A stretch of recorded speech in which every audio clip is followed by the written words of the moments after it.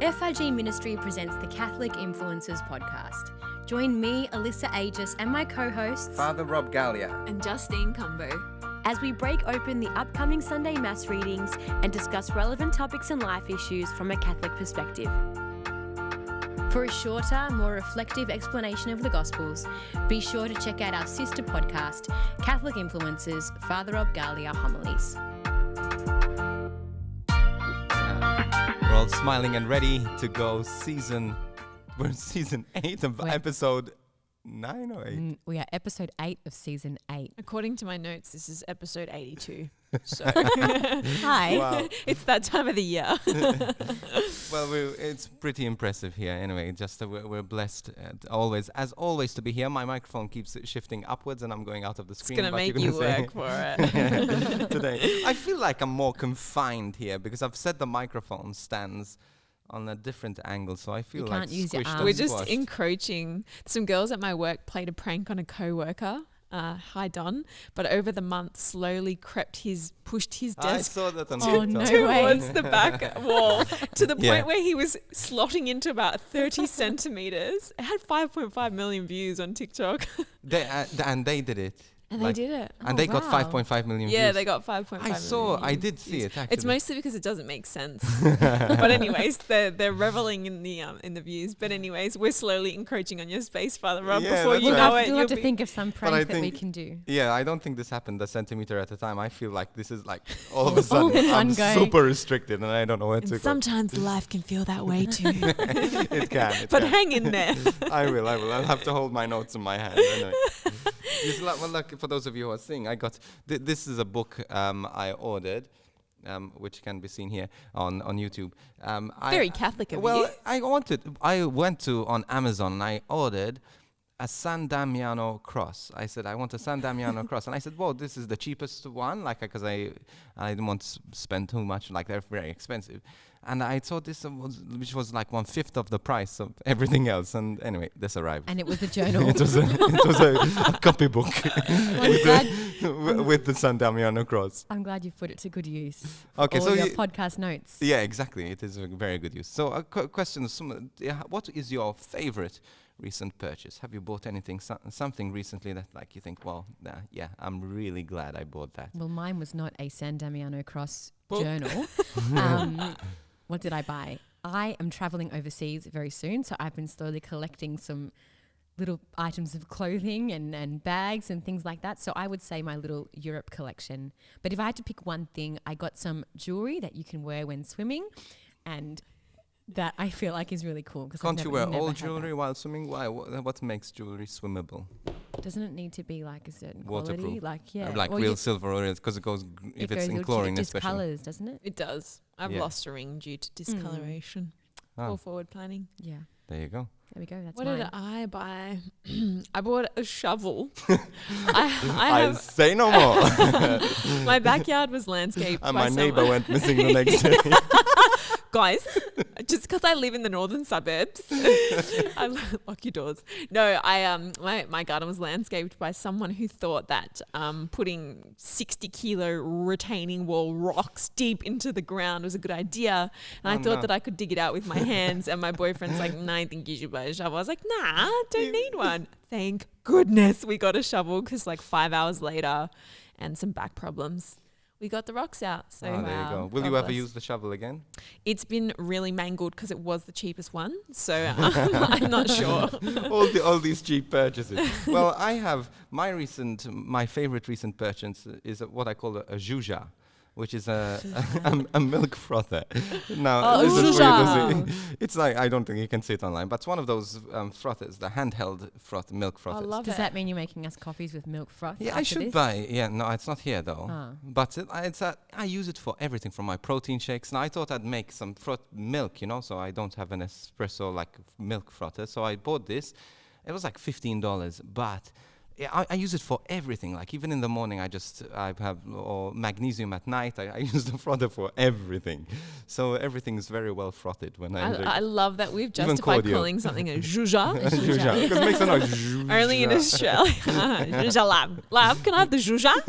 I thought when you said that it was going to be like, when you're fully done up with your makeup and the zhuzh, like it's just like that final spray. I thought that's what. No, that's just I thought it's just the noise doesn't make. Okay, let's hear from our ministry partners. This production would not be possible without the support of our FRG ministry partners and donors. Your ongoing support ensures that our online masses, online courses, podcasts, TV programs, school, youth and parish outreaches continue to reach millions of people across the world. Please prayerfully consider giving a one-off donation or becoming an ongoing ministry partner and join us in our mission to share the love of Jesus and his message of hope to the ends of the earth. Find out more at frgministry.com/donate. So we're going to jump straight into breaking open the upcoming second reading for this upcoming Sunday, which is the 30th Sunday in Ordinary Time. We're reading from 2 Timothy chapter 4, verses 6 to 8, and then verses 16 to 18. For I am already being poured out like a drink offering, and the time for my departure is near. I have fought the good fight. I have finished the race. I have kept the faith. Now there is in store for me the crown of righteousness, which the Lord, the righteous judge, will award to me on that day, and not only to me, but also to all who have longed for his appearing. At my first offense, no one came to my support, but everyone deserted me. May it not be held against them. But the Lord stood at my side and gave me strength, so that through me the message might be fully proclaimed and all the Gentiles might hear it. And I was delivered from the lion's mouth. The Lord will rescue me from every evil attack and will bring me safely to his heavenly kingdom.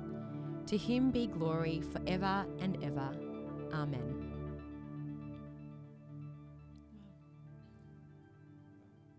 Nice and reflective. Also, I love the imagery that St. Paul's been using over the last few weeks. A lot of imagery of the Olympics, of the sports Olympics, being a warrior. And again, he reiterates that thing. But today he uses another imagery of the being poured out. The word sometimes used is the word libation. There's a Greek or something that... Not so much a Greek word, but I can tell you what a libation is. Mm-hmm. It says drink. It was drink offering in the translation that we just read before. But basically, a libation was like an ancient sacrificial rite. So like a sacred liquid like oil, wine or water was poured out in sacrifice. So I guess the liquid is a gift from God, and pouring it out is like a way of returning at least a portion of that to God. So Paul is seeing his upcoming death as a sacrifice to God, as a libation. His own blood's about to be poured out, and he's seeing that, as a sacrifice to God. And it was an imagery that he would have seen a lot, especially at this point in his life where he was arrested in Rome, and he would see the Romans eating and drinking. And at this time, every Roman meal was had a libation as part of it. So what they would do is, even if you watch Game of Thrones, for example, they have these big banquets and these big Roman banquets. And then what they do is someone, maybe the head of the table, would take a glass of wine, a chalice, and they would just pour it on the floor. And that pour it. And it was a sign of offering, a pouring out. The gods have given us this, and so we pour it out as a sacrifice. And so Paul is saying, hey, now maybe I am this sacrifice being offered to God, and being sacrificed to God. I'm really blown away by just like the confidence he has.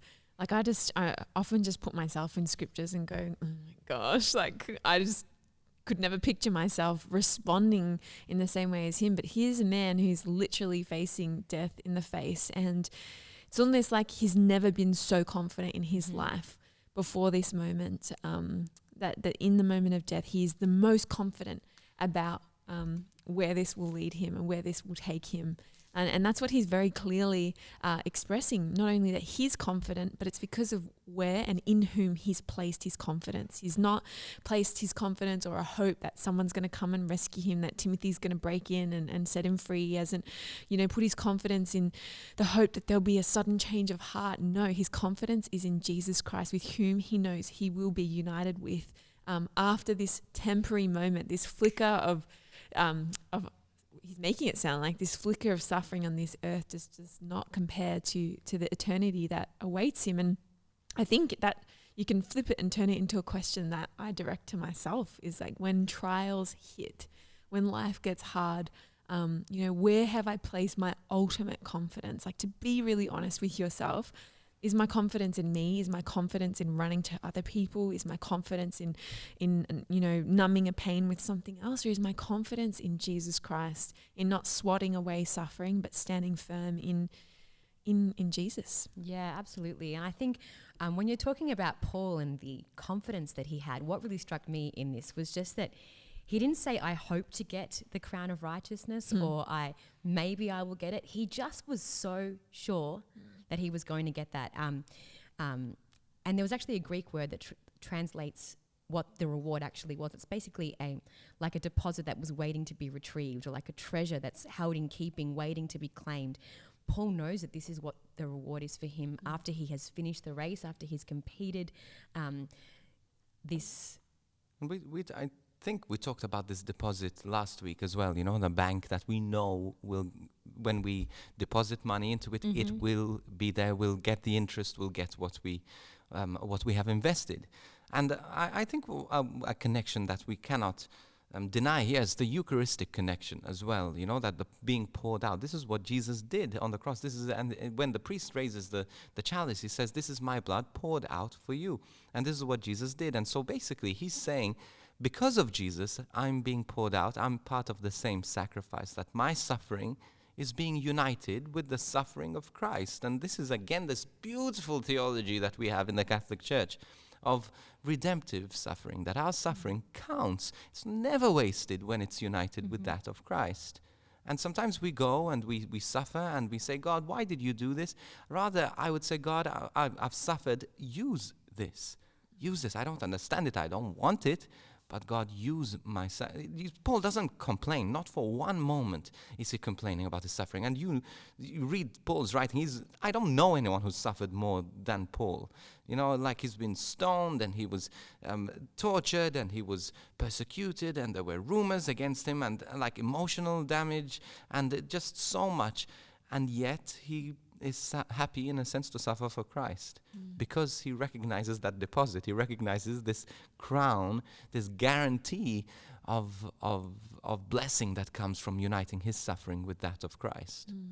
He's also he's not isolated in his suffering or alone in his suffering. And he very clearly says in this passage like that God is with him, strengthening him. So it's not like when you go through a hard time, it's just like, just read the Bible and think about God and you'll get through. It's no, when you are suffering, it's almost like Jesus shows up with a very particular grace that enlivens itself when you are suffering, and Jesus is there with you in it. It's not just a nice thought that helps you get through a really hard time. It's Jesus himself who is with you, walking with you through that hard time. And it's I think sometimes I look back at a really, difficult chapters in my own life, and I don't know if you can relate to this, but like, how on earth did I get through that? Yeah. And after the fact, you're like, how did I get through? That's Jesus. Yes. Like, and in a sense, this is not theological, but it's like you're out of the suffering, and so you can't experience that that grace of that moment in that suffering. You're outside of it and you're like, wow, that could only be God, because it couldn't have been me. If it was based on me, I would have been flat on my face and given up 6 years ago, Yes. So, God, Jesus is not just with you, but he strengthens you by his presence. And exactly. And I think one of the things that we need to understand as well is that suffering is as a sign of intimacy, It's a sign of it, because the way I see it is like Jesus on the cross. Like, I can't really know Jesus' suffering, Jesus' pain. And I think God shares like this intimate moment with people he allows to suffer for him, allows them an insight into the cross. And now nobody wants that insight. Nobody asks for that insight. Not anyone, at least that I know of, in the right mind. But when you do receive it, and you're able to receive it and unite it again, understanding that what a privilege that God allows me to share in this suffering. I think it's something so beautiful, and reminds me always of this thing I used to do when I still do when I pray, and I go into a chapel and I knock at the tabernacle. And I rest my head against the tabernacle. And I just always imagine myself, Jesus with the crown of thorns, and me just pressing my head against the crown of thorns and just giving Jesus some rest. That moment of intimacy, that's what suffering is. Now, I'm not saying I suffer at that moment, but that's what suffering is. It's taking the thorns, taking the pain, taking the depression, taking the anxiety, taking it, and allowing that suffering, that pain, to remind us of Christ, to draw us to Christ, to almost suffer with Christ. Wow. It's so heavy. It's like, it's not easy to want that. And that's why I find this so hard. I'm like, it's so inevitable, and I want my whole life to be God's, but like to want that is just such a hard reality. And so this scripture and Paul consistently challenges me by this like crazy faith. It actually seems insane sometimes. Yeah. Mm-hmm. It is crazy faith. It is crazy faith. And to experience the love of God like that, and to suffer for God. And I have met a handful of people that have really understood this profoundly, not only at a moment of death, but throughout their life, taking on the suffering. And it's not a pretty sight to watch. You don't think like you around these people, and you feel you're around saints, but it is sad. It is like it's visible suffering, and there are people here listening as well that they're suffering, they're in pain, they're anxious, they're uniting their suffering with Christ, but they would do anything to stop. They would do anything to give it back to Christ. Yeah. Anyway, that escalated quickly. Yeah. But anyway, again, back to the imagery of this thing. And Paul was ready to suffer. He was suffering. He knew that he was either going to now be tortured or just killed. He didn't know. At that time, he was in Rome. And in Rome, at that moment, he could have been put into this arena where they used to have the Olympics, and he could have been there were lions that would have eaten him alive, or maybe they would have made a game out of it and chased him with bows and arrows and made a theater show. And so these were all things happening at his time. He didn't know how he was going to die, whether it was going to be a spectacle, but he was ready. He was ready for whatever came, because he knew at the end of the day it wasn't about the spectacle, it wasn't about the death, it was about the prize that was going to come after that. Yeah, and I love the imagery that Paul's been using lately about athletics and sports, like the same place that the suffering and execution of the martyrs happened in, like those arenas, that was the same place that like the sporting events happened in. And if we're thinking again even like about that crown of righteousness, like if you look at that sporting image, once you've run that race and you've won, you've got that sense of achievement, we have the winners, like 1, 2, 3 standing on the podium. They get the gold, silver, bronze medal. The national anthem is sung. I can't Played. Played. Sung. Sung. But I guess in the Christian life, that final reward, that is the crown of righteousness. And just imagine, like if we think of going to the Olympics or going to the Commonwealth Games or one of those events, the cheering that happens when these people are presented with their medals. Like, just imagine what would the cheering and the outcry be like when Angels, someone arrives in heaven. I just feel like it's cool. It would be amazing. Just to imagine this, when we get into heaven, we just think, like we see in the cartoons, we're knocking at the door and then we get in silently, sort of don't pass through gate 42 because that's where the Catholics are, because they think they're the only ones here. It's not like that. It's the minute someone makes it in, there's like jubilation, there's celebration, there's just clapping and crying and just joy that we've made it into heaven. And again, the surprise that we ourselves are there.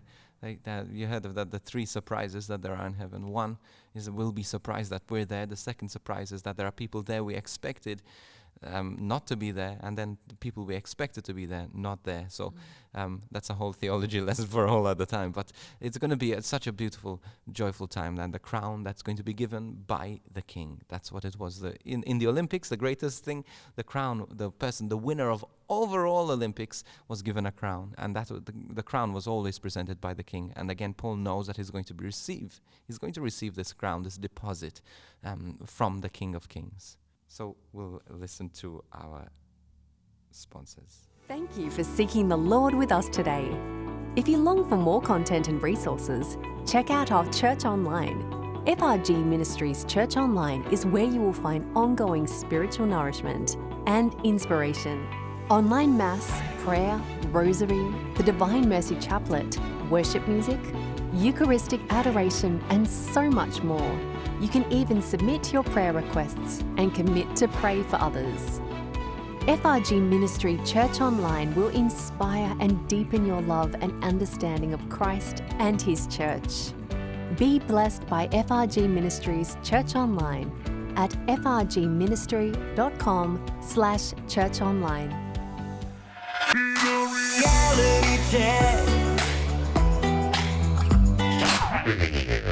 So Paul mentions in this reading that all of his friends deserted him during his first trial. And we kind of wanted to break that open a little bit today and talk about the things or the people, the family, the friends that we, in a sense, lose along the way when we are running our race towards that crown of righteousness. Have you ever lost friends because of your faith, do you think? I've lost a few friends, especially in my earlier time. I had a group of friends, and then they thought that I started to become too crazy. Maybe I didn't know. I was young, 17, 18, and maybe I didn't know how to handle it, and I just kept talking to them about Jesus, and they just thought, man, we've had enough of this guy, and they just, they disappeared. I think that it was the other way around for me. I was super zealous, and I'd done some mission years, and not in a spiteful way, but just really thoughtlessly dropped all my previous friends who weren't as into the faith, and I kind of regret that. So it's kind of like I lost them along the way, but I don't think I needed to, Yeah. I guess I was the same too.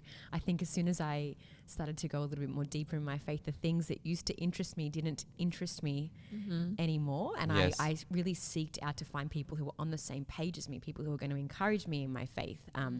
So I think even though you might lose friends along the way, and it could be a little bit lonely for a time, God always provides in a more extravagant way than you can ever imagine. I think of the friends that I have now, and I'm just so grateful. And I think that when you were talking about you go away, maybe you didn't need to do that. Sometimes we need to back off, especially when we're in an incubation stage. We're in a stage where you're growing. You're a little fetus, you in the faith. You're growing, and so in a sense, you need to be. God protects us and pushes people in a sense away, just so that we could be protected. And sometimes the way we do it is not right, but at the same time, sometimes we do need to separate ourselves to change our environment, to be able to grow and plant the roots. And once we're grown, and then we can reestablish those relationships in a right way, in an ordered way. And which sounds like they're very friendly examples, but I'm, don't want to assume too much, but I'm sure that there's probably a listener who's maybe lost friends and it's been a really ugly process. They've really dropped them because you are Catholic and because you're Christian now. I don't want anything to do with you, and because of their own hurt or, a reason that you can't explain, what happens then. Yes, and it's not only friends, it's family also. Yeah. This happens a lot in family. That family feel that, hey, this is too much. You have to stop going to mass. You're too much. You're sort of you're a nun now. You're a priest now. And before you don't. Yeah, exactly. And so there's a lot of, in a sense, friendships even within families that are threatened, that are made uncomfortable. But even these are moments as well that we need to keep strong. We need to, first of all, make sure and analyze and assess in our hearts that Jesus is first, okay? If we put Jesus first and we don't want to compromise our faith, then I think God does look after the rest. But we also need wisdom. God doesn't want us to choose him and then to hurt people. We do, and especially to cause people to be lost or to be disillusioned. But sometimes we do need to walk away, and sometimes that does hurt people. Yeah. But the motive is not to hurt the people. It's not to disillusion people. It's always to choose the Lord. Yeah. It might feel lonely for a little while, but that's not forever. Like I think the pain and the struggle of losing a relationship in time, and I don't know what the specified amount of time is, but pushes us into other places and other circles. And, you know, I've shared this before in other spaces, but, you know, I was in a relationship for quite a while with someone who I thought I was going to marry, and they are a really honourable Christian guy, but not Catholic. And when push came to shove, despite the fact that they, you know, I felt like they saw who I was, that because I was Catholic, they just couldn't be with me. And goodness me, that was devastating. And it was really a choice of, like, I had to force myself to make that decision. And everything in me, because I was so in love with this person, I wanted it to work. And God, what are you doing? And you know, hoping that God would come through and just make it work, but it didn't. And that hurt. And I felt every minute of loneliness for, you know, 7-8 months, like of not understanding, but just trying so hard and imperfectly to cling to God. But far out, I'm so thankful. Like it's, you know, been over a year now, and I can see how that was God just gently pulling me back by my shirt, you know, just saying, hang on. Just hang on. I need to let them walk away, because I need to detour you, you know, detour you around. And I needed to give God that time. And when you're hurting, you want to get rid of it. You want to swipe it off. You want to shoo the fly, like go away. Like you want to get rid of it immediately. But God needs time to do a good and deep work. And God needs time to bring someone or something that you are so worth. And I'm so thankful that I didn't rush back into that relationship. And it was a loss. And it will always be a bit of a loss, but I'm so thankful that God's design is a grand design and not just a small, you know, amateur stage show. Yeah. It is a grand design, and he goes all out. He'll take care of you. And sometimes we have to know how to let go. We do have to let go. And it hurts. It like you said, there's a lot of pain. There's a lot of pain in letting go. And we try, in a sense, to fill the vacuum with wrong relationships. But God always asks us to come to him, to turn to him, to find strength and peace in him, that he looks after us. And again, having said this, just a short note, that we need also to be wise in choosing our friends. Don't surround yourself with people who are drawing you away from the purpose of your life, from the joy of your life, from the love of your life, who is Jesus. So as well, it's important as well that sometimes we lose friends, but it's not necessarily a bad thing.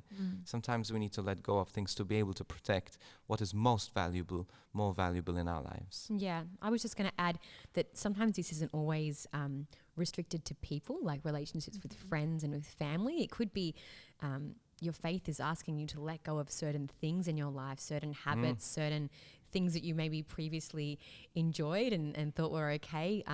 But even good things as well. Like I think of my own life, like I always felt like I had to give up music to be a good Catholic girl, good Catholic woman. But really when I gave that to God, it's like I was willing to give that up for God, and then he turned it into something even more beautiful. And so God can do that with things as well. Yeah, absolutely. And always, again, trust the Lord, and stay with the pain, stay in the pain, stay in the lack of resolution, because God is often there in the lack of resolution. He's not there in only there in solutions. And our prayer is not only answered in our friendships and our peace. The discomfort in this world, this loneliness in this world, sometimes is of God. It's painful, it's difficult, but hold on, run the race to the end, and let your life also be poured out as a libation, so that you can win this prize, this crown, this beautiful crown that God has promised for us. Amen. Thank you so much for joining us for this week of the Catholic Influencers podcast. We are powering through season 8. You can interact with us on social media if you like. Yes, and go through Instagram, Facebook, Twitter, YouTube, and just go to frgministry.com/podcast. All the information there, and just search us on Instagram and everything. We are Catholic Influencers Podcast. That's right. I hope you guys have a great week. If you got anything to say, feel free to email us, podcast@frgministry.com. And Keep fighting the good fight. Amen. Keep running the race. I won the crown. If you see me struggling on the side, please stop. Give me some water and some snacks. Yeah, just watch the shovel. Okay, okay, see you. Goodbye. Goodbye. Bye.